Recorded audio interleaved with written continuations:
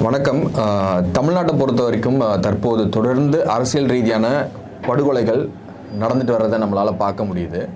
அதில் பல குற்றவாளிகளும் தொடர்ந்து கைது செய்யப்பட்டு வராங்க. என்கவுண்டர்ஸ் ஒரு பக்கம் நடக்குது. அப்படி இருக்கும்போது ரவுடிகளுக்குன்னு ஒரு கேட்டகரி பிரிக்கிறாங்க இல்லையா, ஏ++.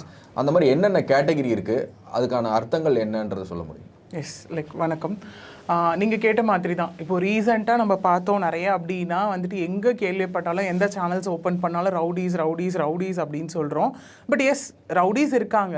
பட் என்னென்ன அஃபென்ஸ் பண்ணால் என்னென்ன மாதிரி கேட்டகரியில் அவங்கள கொண்டுட்டு வரலாம் அப்படின்னு நீங்கள் கேட்ட மாதிரி அதில் நம்ம வந்து வேரியஸ் கேட்டகரி சொல்லலாம். தட் A+A, B, C இந்த 4 கேட்டகரியில் வந்து நம்ம ரவுடிஸை கொண்டு வரலாம். அது எப்படி கிளாஸிஃபை பண்ணுறாங்க அப்படின்னா full authority of classification of rowdies யார்கிட்ட இருக்குன்னு பார்த்தீங்கன்னா தட் இஸ் போலீஸ் கிட்ட இருக்குது. ஓகேங்களா? பிகாஸ் அது police manual. Because we don't have any explicit act இதுக்காக கிடையாது. ஸோ போலீஸ் மேனுவலில் அவங்களோட ஒரு கைண்ட் ஆஃப் அதை என்ன சொல்லுவோம்னா ஹிஸ்ட்ரி ஷீட் ஆஃப் போலீஸ் ஒரு போலீஸ் ஸ்டேஷன் நம்ம சொல்லுவோம்.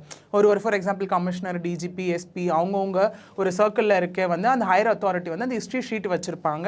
அது ஒரு எல்லா ஸ்டேஷனோட லிமிட் ஜூரிஸ்டிக்ஷன்லேயும் அந்த ஹிஸ்ட்ரி ஷீட் இருக்கும். சொன்ன மாதிரி எதை பேஸ் பண்ணி கேட்டகரி பிரிக்கிறாங்க நம்ம சொல்லிட்டோம். A+A, B, C அப்படின்னு எல்லாமே சொல்லிட்டோம். ஸோ A+ மீன்ஸ் யார் ஒரு பர்சன் வந்துட்டு 2க்கும் மேற்பட்ட கொலைகளை வந்து பண்ணிட்டு இருக்காங்களோ பண்ணுறாங்களோ அவங்க எல்லாம் A+ல வந்துடுவாங்க. ஒரு கொலைகள் 1க்கும் மேற்பட்ட கொலைகள் யார் பண்ணுறாங்களோ அவங்க எல்லாம் A கேட்டகரியில் வந்துடுவாங்க.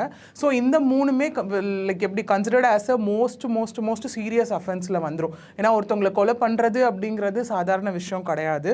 ஸோ அதனால் இது எல்லாமே வந்துட்டு பார்த்துருவோம் நமக்கு வந்து சீரியஸ் அஃபென்ஸில் வந்துடும். A+A அவங்களுக்கு வந்து எப்படி சொல்லுவோம், நம்ம லா டேர்மில் சொல்லணும்னா ரேரஸ்ட் ஆஃப் ரேர் கேசஸில் டில் டெத்து வரைக்கும் லைஃப் இம்ப்ரெசன்மெண்ட் வந்து டில் டெத்து இல்லை டெத் பெனால்ட்டி அந்த பனிஷ்மெண்ட் எல்லாமே அவங்களுக்கு அங்கே கொடுக்கலாம். Then when we are going to B and C category என்ன ஆகும் அப்படின்னா அவங்கள அந்த ராபரி, டக்காய்டி இல்லை டே டு டே ஆக்டிவிட்டீஸில் தெஃப்ட்டில் அதெல்லாம் வரவங்க எல்லாருமே B and Cயில் வந்துடுவாங்க. So these are the categories A+A, B and C. Okay, இப்போ A+ கேட்டகரியில் இருக்கவங்களுக்கு வந்து லைஃப் இம்ப்ரெஷன்மெண்ட் கொடுக்கலாம் அப்படின்னு சொல்லியிருந்தீங்க. ஆனால் A+ கேட்டகரியில் இருக்க நிறைய பேர் வெளியே நம்ம சர்வசாதாரணமாக நடமாடுறதை பார்க்க முடியுது இல்லையா? கண்டிப்பாக. அது எதனால்? ஆமாம். இப்போது நான் உங்களுக்கு அது சொன்ன மாதிரி ஹிஸ்ட்ரி ஷீட்டுக்கு திரும்ப வருவோம். இதை பற்றி நம்ம பேசணும் அப்படின்னா நம்ம இந்த போலீஸ் ஸ்டேஷனில் பேசுகிற மாதிரி ஹிஸ்ட்ரி ஷீட் ஒன்று கண்டிப்பாக மெயின்டைன் பண்ணிகிட்டே இருப்பாங்க.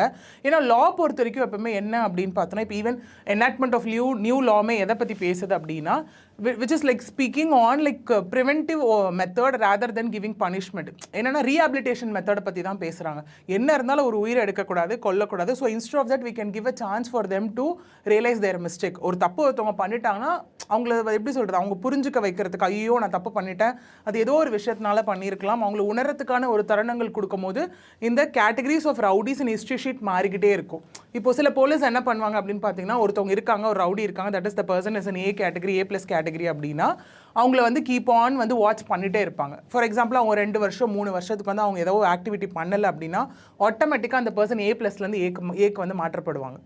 ஓகே, அதே மாதிரி அவங்க இன்னும் திரும்ப போயிட்டு அவங்க ஒரு 10 வருஷத்துக்கு 20 வருஷத்துக்கு எதுவுமே பண்ணலை அப்படின்னா சான்சஸ் ஆர் தேர் தட் அந்த particular person can be removed. அந்த person A+A, B or C எதில் இருந்தாலுமே அந்த பர்சன் அந்த ரவுடி லிஸ்ட்லேருந்து எடுத்துருவாங்க. ஒன்று. ரெண்டாவது, நீங்கள் கேட்டது வந்து இப்போ நிறைய பேர் வெளியே சுற்றிட்டு இருக்காங்க அப்படின்னு நம்ம லான்னு வரும்போது திரும்ப 2 பக்கமே வந்துட்டு நம்ம என்ன சொல்லுவோம், சான்சஸ் கொடுப்போம். That is to be heard on both sides. அதான் பயாஸ்டாக இல்லாமல் இருக்கும், அன்பயாஸ்டு லா. இப்போ நான் இருக்கேன், நான் வந்து ஒருத்தவங்க மேலே வந்து கம்ப்ளைண்ட் பண்ணுறேன் அப்படின்னா என் சைடும் கண்டிப்பாக கேட்பாங்க கோர்ட்டில். யார் மேலே நான் குற்றம் சுமத்தப்பட்டிருக்கேனோ அவங்க சைடும் கோர்ட்டில் கேட்பாங்க. விச் மீன்ஸ் அவங்க அப்போ ஏதாவது ப்ரூவ் பண்ணாலோ இல்லை இந்த இடத்துல தான் நம்ம பெயில் கான்செப்டை உள்ளே கொண்டு வரணும். சில பேர் தப்பு பண்ணுவாங்க, ஜெயிலுக்கு போவாங்க, அரெஸ்ட் ஆவாங்க, ஆனால் அந்த இடத்துல பெயில் கான்செப்ட் இருக்கும், அவங்களுக்கு அந்த இடத்துல ஏதாவது ஒரு லூப் ஹோல் இருக்கும்.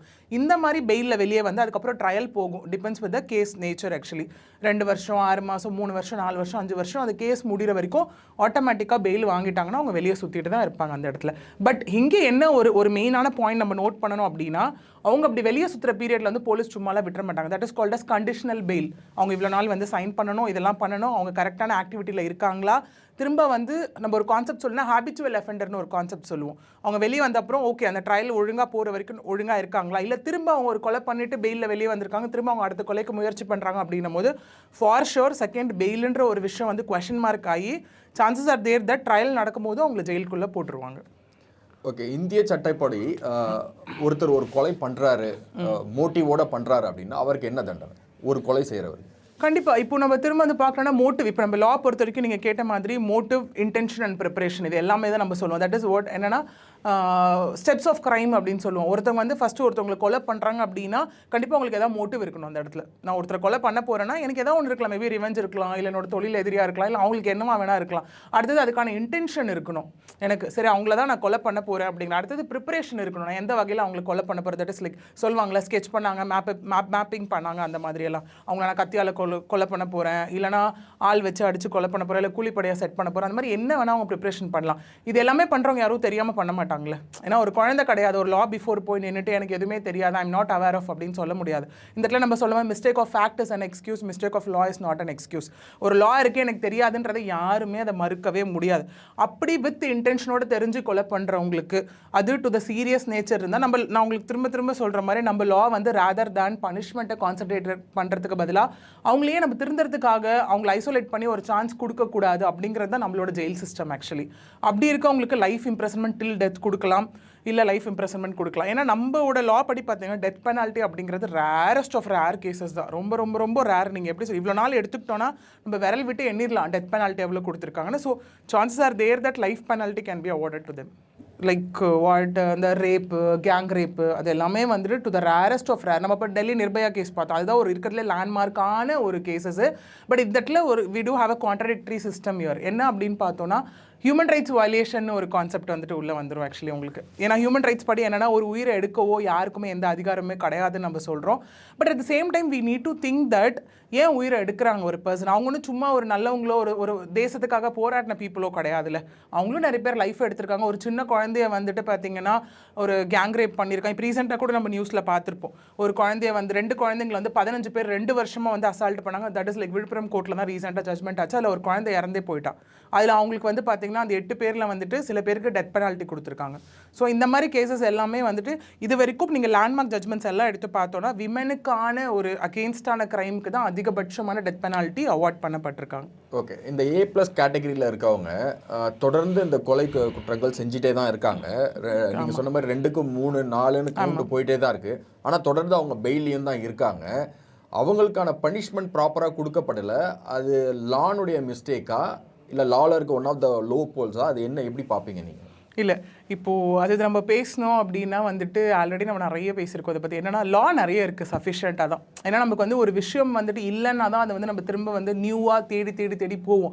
ஆனால் இந்த இடத்துல நமக்கு சொன்ன மாதிரி லைஃப் இம்ப்ரெசன்மெண்ட் இருக்குது, டெத் பெனால்ட்டி இருக்குது, லைஃப் டில் டெத்துன்னு ஒரு கான்செப்ட் இருக்குது. லைஃப் இம்ப்ரெசன்மெண்ட் வேறு, லைஃப் டில் டெத்துன்னு ஒரு கான்செப்ட் இருக்குது. ஸோ இவ்வளோ கான்செப்ட்ஸ் இருக்குது. அப்படி இருக்கும்போது எப்படி லாவில் லேக்குவனே இருக்குன்னு நம்மளால சொல்ல முடியும்? கண்டிப்பாக கிடையாது. இப்போ நீங்கள் சொன்ன அந்த ஒரு பாயிண்ட், அந்த லூப் ஹோல் எங்கேயாவது ஒரு பாயிண்ட்டில் எங்கேயாவது ஒரு விஷயத்தில் அவங்களுக்கு சாதகமாக அமைஞ்சிட்டா தட் இஸ் த பாயிண்ட் அவங்க வந்து பெயில் எடுக்கிறதுக்கும் ஆகட்டும். கேஸ் நடந்துட்டு